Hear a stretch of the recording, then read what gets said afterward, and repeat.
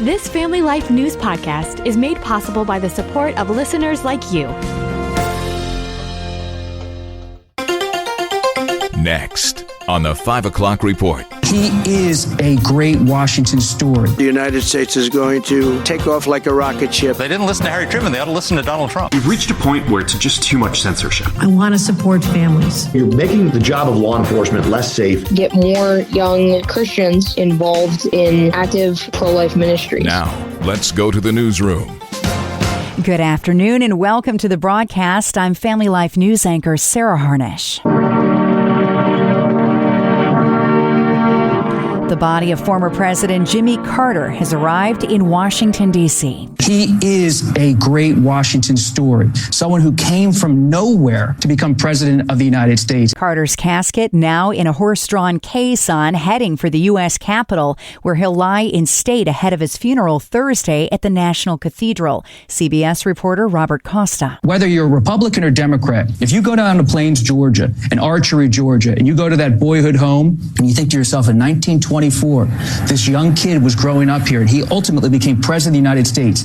It inspires you as an American. Carter will be buried back in his hometown of Plains. President-elect Donald Trump held a wide-ranging news conference from Mar-a-Lago today. Here are the highlights. On January 20th, we'll turn the economy around very quickly. The United States is going to take off like a rocket ship. The whole perception of the whole world is different. We want to get along with everybody, but it takes two to tango. We're approaching the dawn of America's golden age. Most of the speech centered around inflation, jobs, and the economy. He opened with a Dubai businessman that wants to invest $20 billion building data centers in half a dozen U.S. states for AI and cloud storage. Hussein Sajwani. With his leadership and his open strategy and policy to encourage businesses to come to U.S. For the last 4 years, we've been waiting for this moment.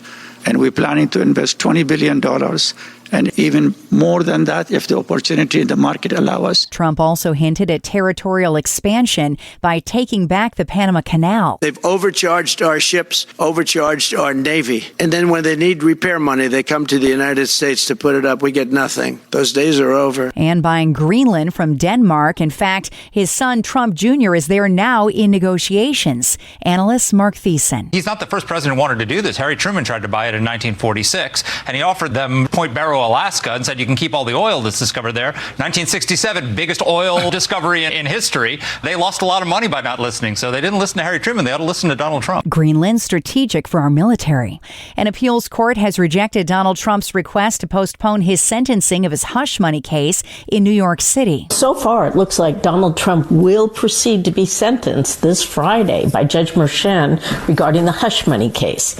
He lost before the Court of Appeal in New York today, who refused to halt his case, even though he claimed, as the president-to-be, he should not be subject to sentencing at this time. Facebook and Instagram are changing the way they censor you. Meta CEO Mark Zuckerberg said today he's doing away with fact checkers when it comes to things like conservative values, faith, and clean living. We've reached a point where it's just too many mistakes and too much censorship. The recent elections also feel like a cultural tipping point towards once again prioritizing speech. Meta's Joel Kaplan admitted they felt pressured by the Biden administration and liberal groups. We saw a lot of societal and political pressure all in the direction of more content moderation, more censorship. And we've got a real opportunity now. We've got a new administration and a new president coming in who are big defenders of free expression. And that makes a difference. From Facebook to TikTok, ahead of a Friday U.S. Supreme Court hearing on the future of the Chinese social media platform, a new study shows the TikTok app shows an inherent bias in favor of the Chinese government. It looks like TikTok is being exploited to promote CCP propaganda, and that propaganda may well be having an indoctrination-like effect on heavy users of TikTok. The study out by Rutgers University. Friday's hearing was requested by TikTok's lawyers to try to stave off a January 19 deadline to force Chinese owner ByteDance to sell its U.S. operation. million to a U.S.-based company over security concerns. The U.S. House has passed the Laken-Riley Act. It mandates detention for illegal immigrants arrested for minor crimes and is named for nursing student Laken Riley, who was brutally murdered by an illegal Venezuelan immigrant while jogging on the University of Georgia campus last year. Fox congressional correspondent Chad Pergram. This is the first legislative action by the Republican House of Representatives. The vote on the House floor, 264 to 159. There were 48 Democrats who voted yes. When they passed this bill in March of last year, there were 37 Democratic yeas, so this goes up a little bit. The measure now moves to the U.S. Senate. The National Weather Service has issued an alert for most of Southern California. They're getting winds tonight that they haven't seen in 10 years. Ready to go. Yeah, we have everything set tonight, and we're going to just monitor the news and look out the window and see how bad it is. Wind gusts there could be 80 to 90 miles an hour. That is stronger than a Category 1 hurricane. A 7.1 magnitude earthquake has hit Tibet, high in the Himalayas, 50 miles north of Mount Everest. The tremors were violent. I was terrified. My house is an old one, so immediately all of us ran out. There was chaos out on the streets. 126 people are dead. When it comes to global cell phone sales, Apple is finally starting to close the gap on Samsung. Counterpoint Research reports that the iPhone saw record shipments, revenues, and average selling price in the third quarter and led all smartphones in total revenue, helping the iPhone capture 17% of the world's smartphone market, just behind Samsung's leading 19% share. Apple is the clear winner in North America, though, 53% to Samsung's 23% market share. Still to come on the 5 o'clock report, Pennsylvania now has a Speaker of the House. Hochul wants bigger child tax credits, and New York State now has 670,000 undocumented migrants. Those stories after weather with Kevin Williams. Really, the main story precipitation-wise will be areas of lake snow and flurries, several more inches of fluff expected in the favored lake belts. So, in central and eastern Pennsylvania, skies will average out partly cloudy over the next couple days and nights, a couple of flurries. Elsewhere, tonight through Thursday, mostly cloudy with flurries and local lake snow. Low tonight teens, temperatures change little tomorrow, high temps Thursday in the 20s. Several inches of snow will pile up in the favored lake belts southeast of Lake Erie and Lake Ontario. Thank you, Kevin. Checking the stories, making news where you live across New York and Pennsylvania. A big moment in Harrisburg today. Joanna McClinton, a Democrat from Philadelphia, was reelected as Pennsylvania Speaker of the House this afternoon. She and State Rep Jesse Topper, a Republican, were both nominated, which led to a 101-101 tie vote. Topper then withdrew his nomination, leaving McClinton to retake the Speaker's gavel. Democrats hold a one-seat majority in the state house. New York Governor Kathy Hochul has proposed the largest increase on record for the state child tax credit, $1,000 for kids under 4. Families with children 4 to 16 would get $500 back from the government. I want to support families, especially in those earliest years when you're not getting enough sleep at night. You're stressed out. But family by family, child by child, community by community, we will make this place better and more livable and more affordable. Experts say expanding the child tax credit would benefit more than 1.5 million families. For 6 years now, New York State has granted driver's licenses to undocumented migrants. The so-called green light law prevents ICE from accessing the DMV records of illegal immigrants. State Senator Rob Ortt says that needs to change. You're making the job of law enforcement less safe, and you're doing so for one purpose, and that is to protect people in the country illegally. Southern Tier Congressman Nick Langworthy warns if New York State does not play ball with the federal government, the state could lose its federal funding. I don't know what it has got to be to make Kathy Hochul and the officials in Albany to wake up that we've got a real crisis on our hands. New York is now home to over 670,000 undocumented migrants statewide. Pennsylvania State Senator Michelle Brooks is sponsoring a bill to bring back whole milk to school lunches. Family Life's Brian Query has this. The proposal touts the benefits of whole milk, including omega-3 acids, which have been linked to many health benefits. The Healthy Hunger-Free Kids Act of 2010 put restrictive regulations on the consumption of whole milk in schools, and statistics show that within the first 2 years of that legislation, 1.2 million fewer students drank milk with their lunch. Pennsylvania is number 7 in milk production in the country, and the industry supports 52,000 jobs in the Commonwealth.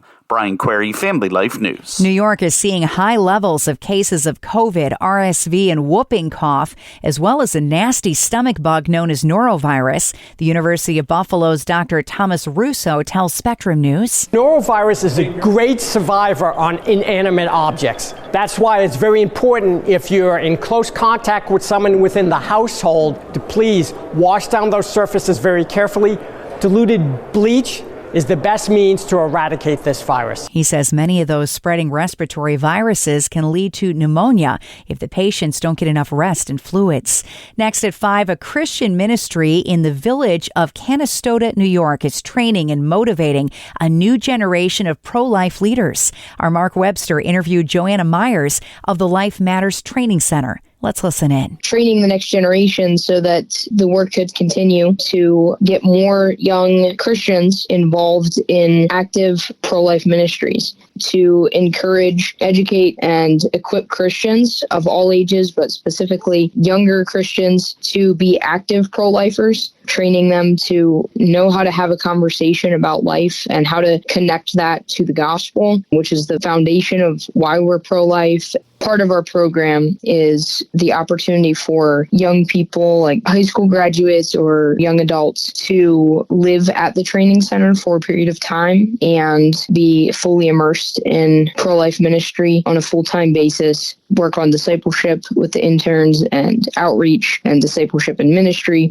The organization certainly came to be at a crucial time in the pro-life battle, if you will, here in America, with Roe v. Wade happening. In a way, you could say the front has shifted since that Supreme Court decision. It really has. Now that Roe was overturned, those who are pro-abortion feel very threatened by pro-lifers and the fact that they might lose their reproductive rights. How people were beating this drum of, you're going to lose your reproductive rights. And so that has really polarized both sides. What we are attempting to do at Life Matters is train Christians to know the facts about abortion, the problems with it, the trauma that it causes, the other opportunities. Really, there are certain choices that are infinitely better than abortion. It's not that they're all just equal choices. We want Christians to understand that and be convinced of that themselves so that they're able to have conversations with people that see it differently and battle that mindset that causes us to be polarized. Because when we have conversations with people who believe differently than we do, it's very hard then for us, having had those conversations, to continue to have this mindset of polarization on the issue, because we're realizing that each individual has a bit of a different perspective, a bit of a different reason for simply just believing the lies that the culture and the media perpetuates about abortion. That's Joanna Myers of the Life Matters Training Center. You can subscribe, listen to, and share this full podcast at Apple Podcasts, Spotify, YouTube, or at familylife.org. Time next for tonight's market report, brought to you by Faithward Advisors. Wall Street is closing sharply lower as new economic data raised concerns about potential Federal Reserve rate cuts this year. At the final bell, the Dow Jones Industrial Average lost 178 points to 42,528. The S&P 500 fell 66 points to 5909, and the Nasdaq dropped 375 points to 19,489. Faithward Advisors is a Christian financial planning firm online at faithwardadvisors.com. Have you ever considered living life backward? Hi, I'm Rob West with today's Faith and Finance Minute. You can't literally live backward, of course, but you can live with the end in mind. In a speech a few years ago, famed investor Warren Buffett said, "Write your obituary and then try to figure out how to live up to it." That's a good idea. Think about how you want to be remembered: as a faithful follower of Christ, a joyful person, a good steward, one who gave generously of both time and money. If that's how you want to be remembered, start living up to those things now. Ask the Lord to help you be faithful and joyous, a good manager, and a generous giver. Live today and all the rest of your life with the end in mind. We can help you learn to manage your money according to biblical principles when you download the free FaithFi app. You'll find it on our website at faithfi.com.